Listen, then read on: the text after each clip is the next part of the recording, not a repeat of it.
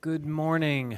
The hour of 10:30 having arrived, I'd like to call this meeting of the House Judiciary Committee to order. And since we have not been on the House floor yet this morning, I ask that we could all rise for the Pledge of Allegiance.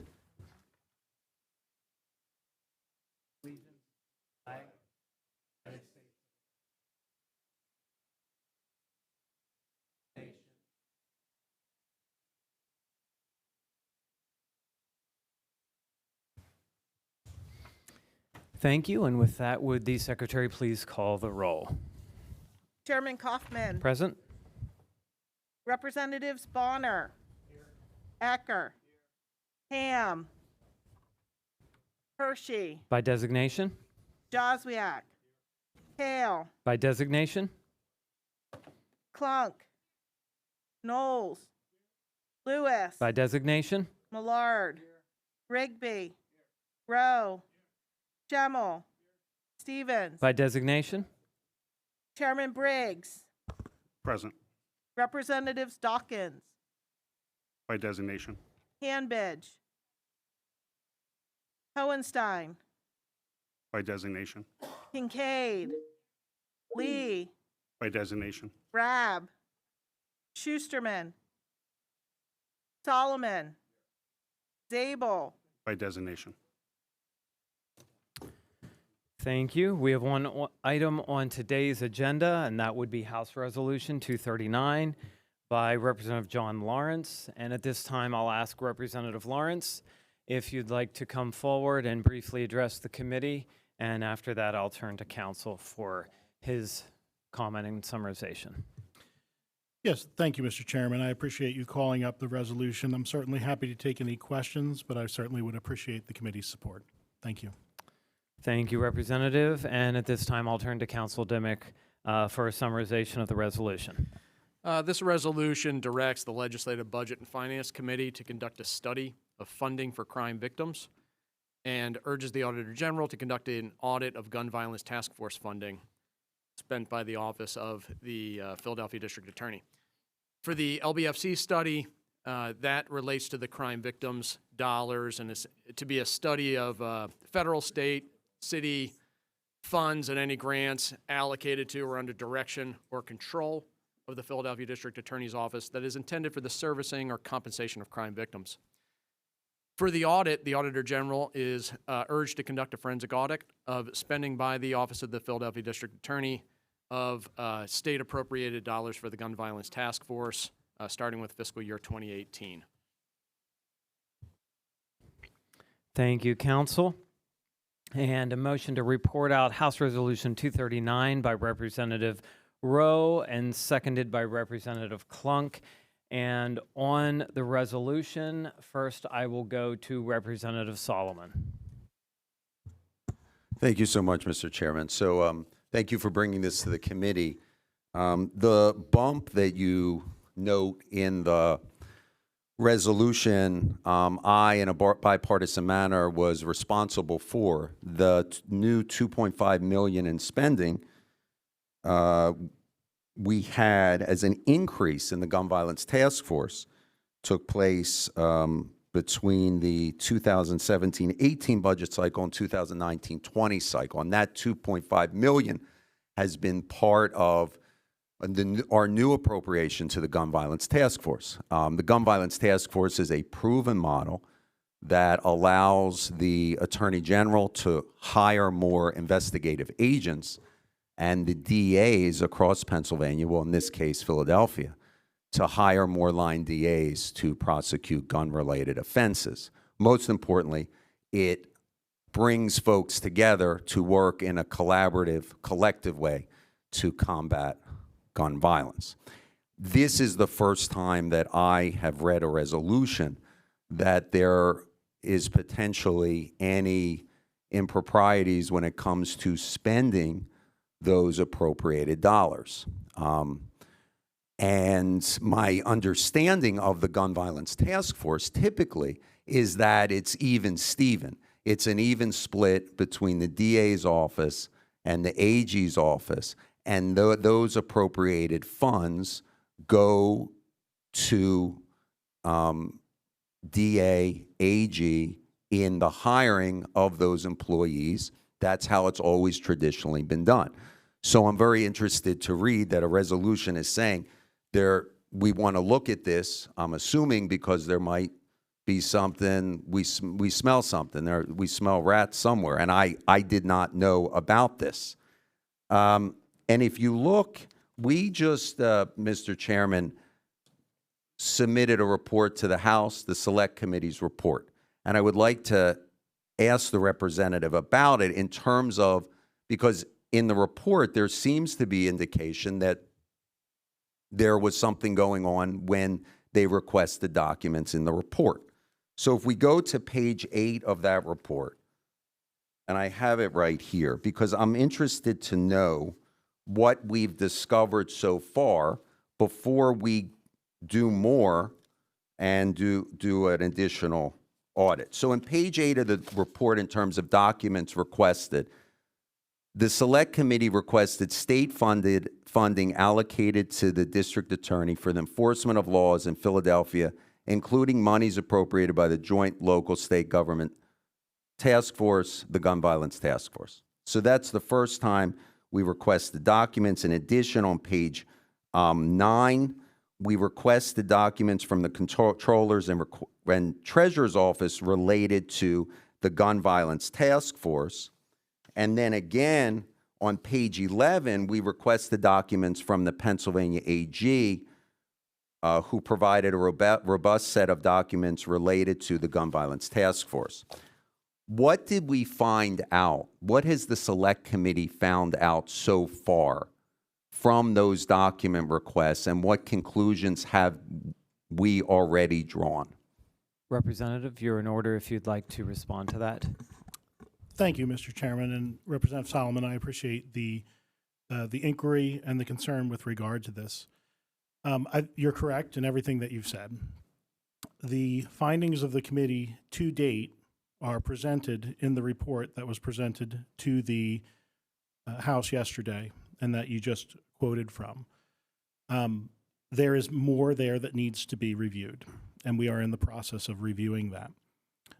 The committee will cease to exist November 30th, and part of the reasoning for the resolution that's in front of you is that we suspect there is additional information that may need to be looked at in this circumstance, and both the Legislative Budget Finance Committee and the Auditor General will continue on past November 30th.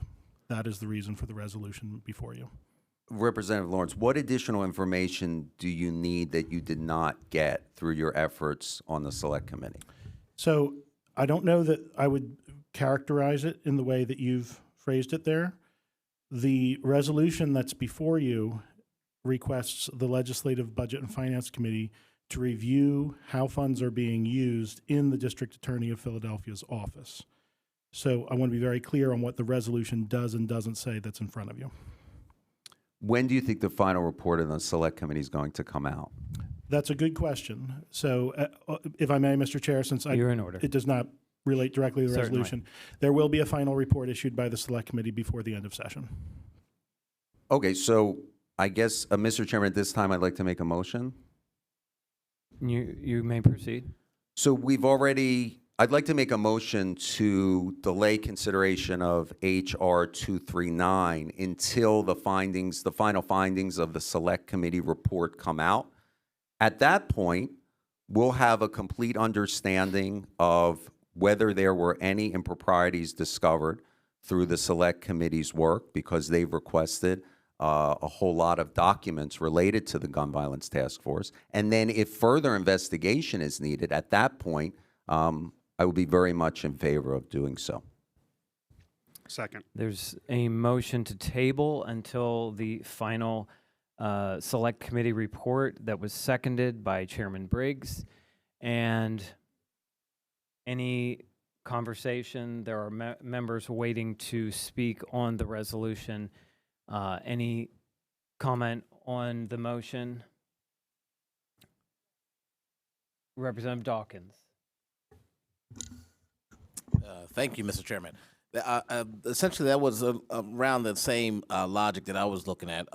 Based on that report, there wasn't any information that suggests in that report that there was some type of misuse of those funds listed in that report, which is why I was a little surprised when this particular resolution was coming before us, because you had more than enough time in that select committee to at least highlight some areas of concern as it related to the gun task force, and there was no mention that there was any misuse of those funds, which is why I was a little curious of why we were doing this now. So I do support the motion to delay this until you complete your work.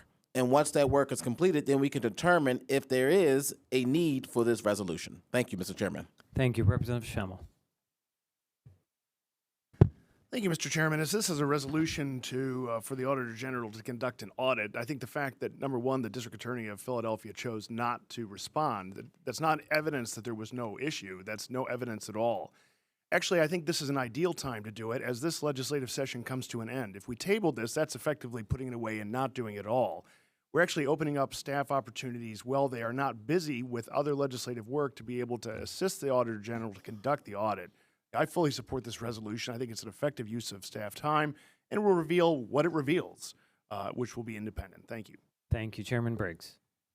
Thank you. I support the motion as I seconded it, but I think at this time it's unnecessary. It's duplicative to do a full forensic audit while we're waiting to get other information. If we need more details, I'm sure we could request it from the District Attorney's office, and we could revisit this in later in our session. So I'll be voting yes on the motion. Thank you, Representative Hambidge. I'm just curious as to whether this will waste taxpayer dollars if we've got two concurrent investigations going on. I agree with the motion to table. Thank you. Any other questions or comments, Representative Millard? Thank you, Mr. Chairman. Mr. Chairman, I think that this resolution is in order because there are obviously different silos of information out there that are needed to reach a conclusion. And how we access those silos is by different methods. And I think that this is one method to access one silo, which will contain information that will be added to the overall information gathering that will benefit in arriving at a conclusion. I think it is in order. I am against the motion to not move this. I certainly support this resolution and hope it moves forward. Thank you. Thank you, Representative Rabb. Thank you, Mr. Chair. I'm curious, before I vote on this motion, have you spoken with the district attorney and asked for any information related to this specific inquiry with regard to this resolution? If you'd like to, you're in order, Representative. Thank you, Mr. Chairman. To answer that question, Representative Rabb, and I don't mean to give a long answer to what might seem like a very simple question. The district attorney has chosen to place roadblocks at every turn when the committee has attempted to work with him. You may recall that we initially subpoenaed information from his office, and rather than comply, as did every other public official that the committee issued subpoenas to, rather than comply, he chose instead to sue us in Commonwealth Court. If you read that lawsuit, not only does it say that he's not going to comply with the subpoena, but he also makes a request that the Commonwealth Court put a halt to any investigation of the committee. It makes other very interesting allegations with regard to the committee as well that we are probably not germane to the issue that is in front of us. So we have attempted on more than one occasion to work with the district attorney, and his response to us has been nothing, frankly, but lawsuits, roadblocks, and frankly, very acidic attacks, which, you know, I'm a big boy. I don't care what anybody says about me. But attacks not on me personally, but on the institution itself. So I do think it's unfortunate that that is the path that he chose to take. but it was the path he chose to take. There's been a lot of sensationalization of the committee's work. With all due respect, I've tried as chairman to stay out of all of that. I have not taken the bait when it's been offered to me, frankly, repeatedly by the district attorney, who even came to this building last week to hold a press conference to no one in front of the building. I would suggest that his time is better spent prosecuting criminals and perhaps providing information that's been duly requested by the committee. So that is a long answer to what may have been a short question, but that is the answer. I appreciate the comprehensive nature of your response.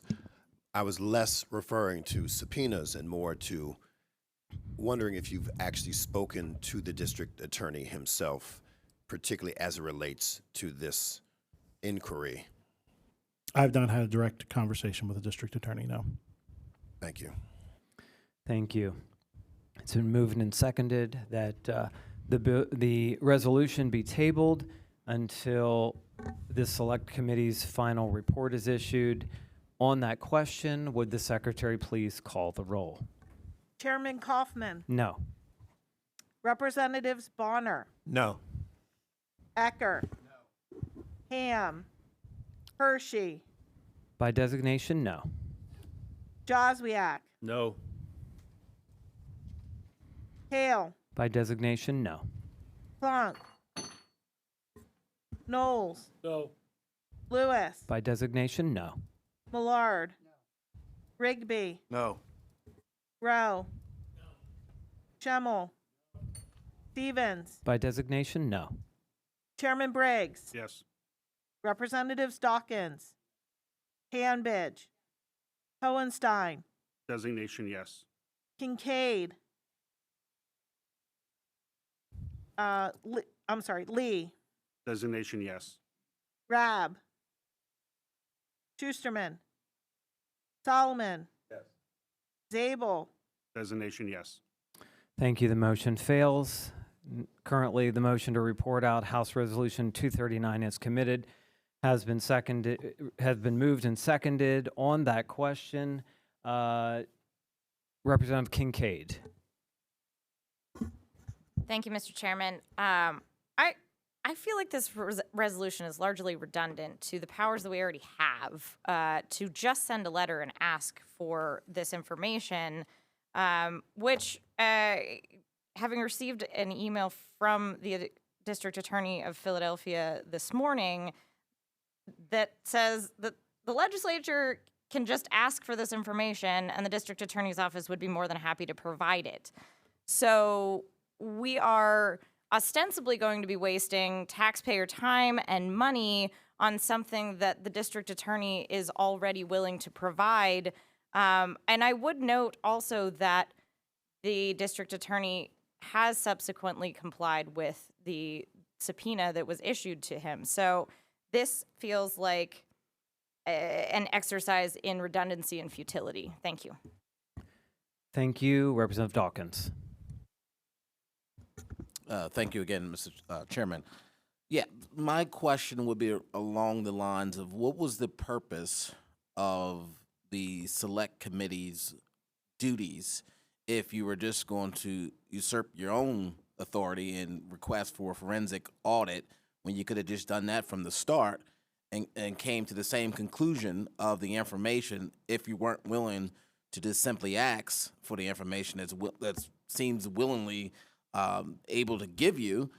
I'm just trying to understand what was the reason for all the wasted tax dollars on committee hearings in the city of Philadelphia and around the state and making folks re-traumatize their experience as losing loved ones only to request the redundancy of information through this forensic audit? Because it seems to me that we have used and abused survivors' guilt for some type of political gain, and I just don't think that's the duties of this chamber, and I think it's beneath us, in my opinion.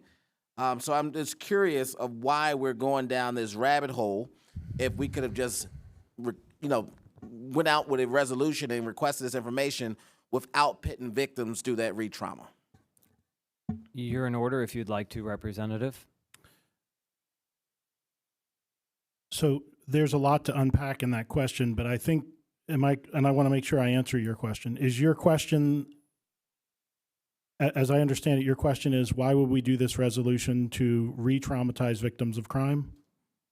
No, why would we have a select committee to re-traumatize victims of crime if we were just going to request the information that you say wasn't received in a timely manner, that we need to do a forensic audit, and we didn't even allow the initial request to even go through its channel? So I'm trying to figure out, what was the purpose of the first part of having a select committee if we were going to end at the same point of having a forensic audit that's going to become a way of a resolution? Thank you, Representative, and thank you, Mr. Chairman. So I guess my first point would be that there is absolutely no way anyone in this room would have had any possible idea where we would end up 3 months after we started the investigation of the Select Committee. There's a lot of people who thought they knew where things were going to end up. And a lot of people were very, I think, taken off guard by the fact of what actually came out in yesterday's report as a result, just to be honest with you. But in an attempt to answer your question, I would not have known 3 months ago. First of all, the Select Committee's establishment was a different matter that's not before the committee today, and it was established 3 months ago by a bipartisan majority of the House. But setting that aside, there's no way we would have known at the beginning that this would be an area of potential focus and attention. The reason, again, to bring it before the committee today, as I mentioned previously, is that the Select Committee will cease to exist November 30th. And this is an area that we've identified that needs additional attention. And frankly, the second thing I'd like to mention is that the Select Committee has been in existence for 3 months, not 3 years. Just to be honest with you, there's been a tremendous amount of work. We've reviewed thousands of documents in the time that we've had, but we are going to run out of time. There is going to be more to look into than we will have time for. That's just a fact. And we can certainly have a conversation about that perhaps at another point, but with regard to the specific matter that's in front of the committee at the moment, this is an area of interest that has been identified, and that is why the resolution is before the committee today. And just finally, so we make sure we put a point here, is it possible for us to reauthorize this select committee come the next session, and/or the information that you requested? Is it your belief, because this select committee is going to come to an end, that somehow the information you requested is not going to be sent in?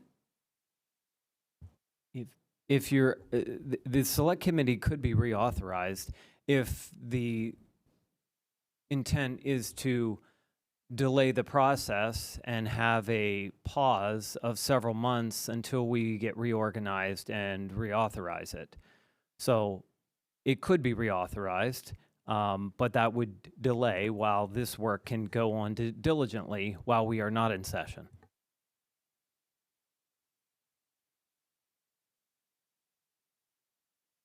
Next, we move on to Representative Rabb. Thank you, Mr. Chair. If you believe that there's more information that needs to be compiled, investigated, and that would happen after the select committee has been has expired, what prevents anyone from just asking LBFC to do this same thing on December 1st? There are multiple ways that can happen. That can happen through a resolution. That could happen through a bill. It could actually happen from the majority of the members of the committee to do exactly the same thing December 1st. Why? I guess what's not clear to me is if you have those 3 very viable options to involve the LBFC after the select committee has expired, why not take that route? You're in order, Representative, if you like. Thank you, Mr. Chairman. So certainly, I mean, just to be candid with regard to a response, this matter would come before, if the committee chooses to move this resolution forward, it would come before the full House tomorrow, which is the last, as I understand it, substantive day of session. I don't know if there's going to be a sine die session or not. But I certainly think it's appropriate for the will of the House to be known on this issue. and this is certainly one way to proceed. I think it's frankly a much more appropriate way, just to be candid with you, to move forward on the issue than to have. I don't know if those other methods that you've described, I don't know if they're legitimate methods to engage the Legislative Budget and Finance Committee or not, to be candid with you. But what I do know is that the House has certainly moved many resolutions over the years asking the Legislative Budget and Finance Committee to study all sorts of different things. Absolutely. And certainly to the extent that, establishing the will of the House in moving forward with that and providing specific guidance to LBFC with regard to the matter, I certainly don't think it's inappropriate to put that matter before the full House. I appreciate your response. I think it was in the context of my colleagues saying, we're putting the cart before the horse because you have not finished the report. And if there's any, in all your investigation and all the documents you've reviewed, even an inkling of concern regarding perhaps corruption, malfeasance, what have you, that might be illuminated in this forthcoming report at the end of the term of the Select Committee. And then and only then would it make sense to then say, we need to dig deeper if necessary. But I guess what I'm asking is, if you have the ability to just do this after the Select Committee has shared more information and provided more context about expanding your inquiries, that could happen after you do that work, because the three different ways I mentioned us accessing the LBFC are the only appropriate ways: through resolution, bill, or a member of the LBFC committee asking for a particular inquiry to be pursued. You're in order, Representative, if you like. So again, I understand your point more fully now. I think what your point is that why not wait until after the Select Committee comes up with the final report, and then if additional, that's your question, am I correct? Yes. Yes. My response to that would be that I think it's very appropriate, given the information we've received to date and the suggestion of entities outside the House that this is an area of attention that should be reviewed. I think it's appropriate to move forward with this, especially given that, as I mentioned before, I don't see anything wrong with moving a resolution from the legislature directing LBFC to do a study. And it's certainly far from without precedent. And the Select Committee, one way or the other, is going to cease to exist November 30th, and this is an area that requires attention. I think it's very appropriate to put it before the full House. I appreciate your response. And with one final question, you'd mentioned the will of the body. I'm curious if you've considered the will of the people of Philadelphia in terms of this is something that you're very involved in as a member who does not represent the city of Philadelphia. I'm curious what stakeholders are beseeching you to continue this work in light of the fact that this is very specific to one county. You're not concerned about waste, abuse, or fraud of any other district attorney's office.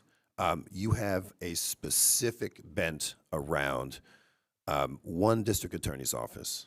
And I'm just curious, do the will of the people of Philadelphia matter at all to you in terms of the choices you're making, particularly as it relates to how much time you're taking up of the legislative process here in the final days before an election? With all due respect, there are various actions we could be taking this morning. That question could potentially be in order, but I think there is significant study, investment of time. I commend Chairman Lawrence for his investment of time, not for his own benefit, but for the good of the Commonwealth over the last 3 months as taking on the challenge of chairing this select committee. So there are various actions we could be taking this morning, and I think this is a very well thought out, deliberative action. Thank you. Representative Ecker. Is he not allowed to respond to my question? I've responded. We're moving on. But my Representative question wasn't Ecker. asked of you, Mr. Chairman. Okay, I am running this meeting. If you don't like how it's being run, I can't help you with that. Representative Ecker. Thank you, Mr. Chairman. Thank you, Mr. Chairman. So first, I want to thank Chairman Lawrence for providing this piece of resolution, and it's simply because of this. I see no fault. Let me take a step back here. I know one thing from reading the report that's abundantly clear is that crime is rising in Philadelphia. Violent crime is rising in Philadelphia, and something is going on there. That's clear from the report. And for us to sit here and say, well, let's not use every tool we have in the toolbox to pursue this, to find out what's going on, and to keep a continuity into next session, because make no mistake, come November 30th, and until we are sat as members, we can't operate. We can't pass legislation. This committee ceases to exist, both the Judiciary Committee and the Select Committee. So why not task a truly nonpartisan group, of which two select committees are a part of, myself and Representative Burgos, to continue to examine a nuanced issue as it pertains to funding that was specifically allocated to address the crime issue in Philadelphia, that even based upon the report that was issued yesterday, is still not improving. So I see no reason why we can't pass a resolution that simply asks a nonpartisan group to take a look at how this money is being used. If there's nothing there, then there's nothing there. But why would we not task this group with looking at and evaluating what is happening with this money? And because of that, I think I commend the chairman. I thank Chairman Kaufman as well for bringing up this resolution as we are waning in session here to keep this process moving. Look, it's undeniable that crime in Philadelphia is something we care about. And for folks to suggest that that the Select Committee or the Judiciary Committee is being used to re-victimize victims or to go down rabbit holes, and that we're not genuine in our care because we don't live in the city of Philadelphia, is simply offensive. I care deeply about my constituents. I care deeply about the citizens of Pennsylvania. I care deeply about the citizens of this country. So that's why I'm involved. That's why I'm going to vote yes on this bill today. And I would ask everybody else to do the same. Thank you, Mr. Chairman. Thank you. Mr. Thank Chairman, you. Representative Solomon. Mr. Chairman, I would just like to point out that. Excuse me, are you in order? Representative Solomon. Mr. Chairman, Okay. Representative Burgos Would the is not on secretary this please? committee. Would secretary please call the roll? If we don't have order, we're going to the roll. Okay. Representative Solomon, you're in order. Thank you, Mr. Chairman. I'm just trying to, again, zero in on the intent of this resolution. So when I worked to add $2.5 million to the Gun Violence Task Force back in 2019, after that, I often wondered why that money had not been used effectively and efficiently, because we were not seeing an appreciable decrease in gun violence in the city of Philadelphia, where in prior years, when the gun violence task force has been used effectively and efficiently, we have seen those decreases.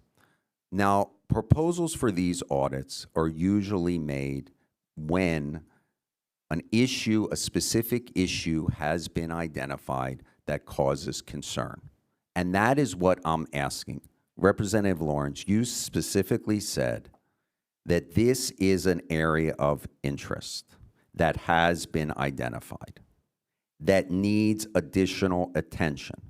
And in your last comment, in response to Representative Rabb's questioning was that we have received information from people outside this institution. What I'm again trying to get at is what is triggering this resolution. What is the information that we need to know about that will allow us to make an informed decision about being yes or no on this resolution? Representative Lawrence, you're in order if you like. Thank you, Mr. Chairman.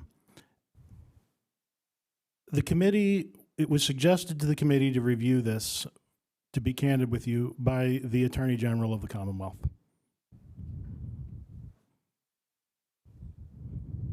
Okay, can you elaborate? I'm going to leave it at that.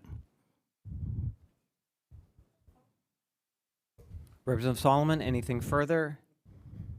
Representative I mean, Joswiak, you're in order. Mr. Chairman, that was definitely a mic drop moment, but we're not in a mic drop business. We're actually doing some Representative Lawrence, if you'd like to go proceed. What is your question, Representative Solomon?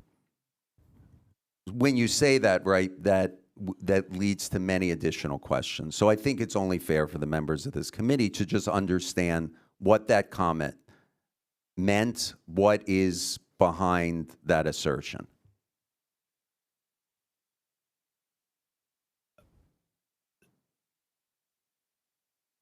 So in answer to your question, I'm not attempting to generate a mic drop moment or any other sort of moment. And I've tried, just to be very candid with you, I've tried to be very forthcoming in this meeting, and I intend to be forthcoming in every meeting I'm in.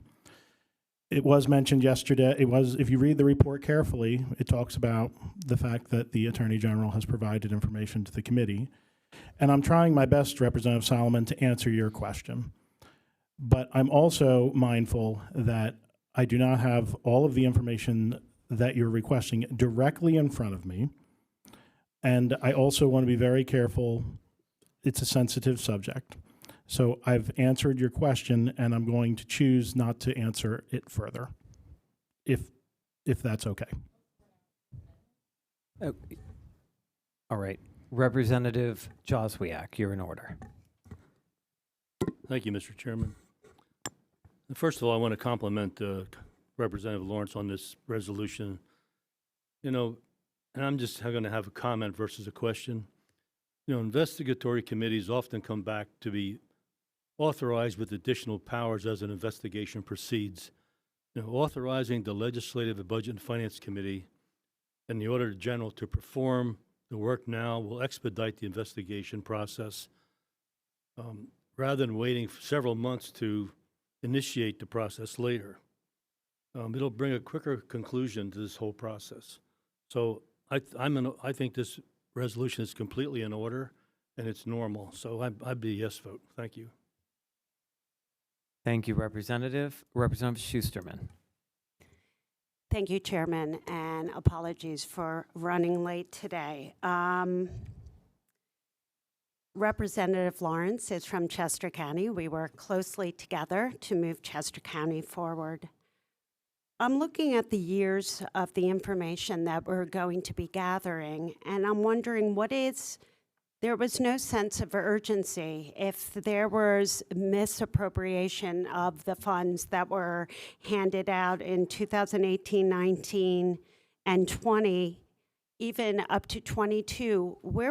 Why now? Where was the urgency to make sure that these funds are applicable to help with the crisis of the gun violence crisis? And secondly, we're kind of looking at Philadelphia in a bubble, and maybe you can answer, Rep. Lawrence. We're not showing gun violence in association to closed pools, closed daycares, closed community centers, closed, really those support systems that families can utilize during a pandemic, after a pandemic, before a pandemic, to just look at these grants, I feel like we're not seeing the entire story of the gun violence in Philadelphia. And instead, it seems like we're targeting one person instead of really looking at the community of Philadelphia, which is vibrant and diverse, and seeing what other things come into play and how can we allocate these monies to bolster those supports for families and to, continue to move the community into a less, enrich the community. So that's kind of a double question. Maybe you're going to answer, and I'll let you answer, that is what this money is for?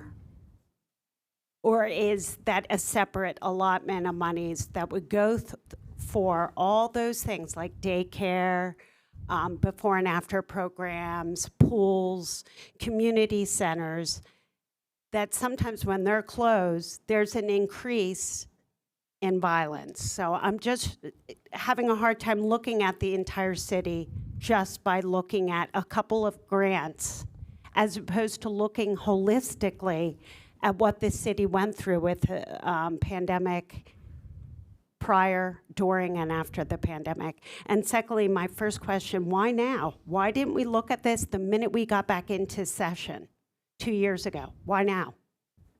Representative, you're in order. Certainly. So thank you, Mr. Chairman. Thank you, Representative Schusterman. So the answer to the question of why now is that, to be candid with you, it's been brought to the committee's attention in recent weeks that this is an area of focus that needs to be reviewed.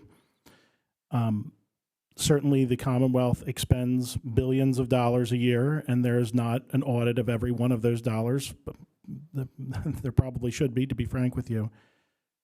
But this has been brought to the committee's attention as an area that needs additional review, which is why now? That's the answer to that question. I would also add, and this I think addresses kind of both your questions a little bit, and maybe just to go right to your second question, certainly there's any number of additional, the city of Philadelphia is a large place, and certainly there's a lot of state funds, federal funds, city funds, private funds, foundational funds that are spent on any number of different programs. I was recently in the city of Philadelphia to review some of the area centers, community centers and such, that the soda tax, frankly, was supposed to reopen. I saw some that were closed. I saw elected official took me to several pools that are closed in the city, right? And that doesn't make me happy, for sure. Some of those things are funded with city dollars. Some of them are funded with private dollars or state funds or whatever it might be. But with regard to the specifics of what's in front of us, this is narrowly tailored. This is not a wide-ranging audit of every nickel that the city has. It's specifically directed towards the Gun Violence Task Force, and the reason it's specifically guided that is for two reasons. First, it's been brought to our attention that it should be reviewed, and second, because there are very specific purposes that these funds, you could not use Gun Violence Task Force money to plant a tree or to do some other things that might be a lot more consequential than planting a tree. That's just the first thing that came to my mind. But there are very specific uses that those funds can and cannot be used for. And that's what this review would take into account. Thank you. Thank you. Representative Briggs. Thank you, Chairman, and thank you, Representative, for your time today. I just first want to clarify, Representative Kincaid was trying to clarify this, but I was mentioned that Representative Burgess is a member of the Judiciary Committee, which he's not, but that was, the commission. Is he on that? Okay, so he is on the commission, so thanks for clarifying that. As Representative Solomon said earlier, a lot of us supported this increase of funding for the Gun Violence Task Force.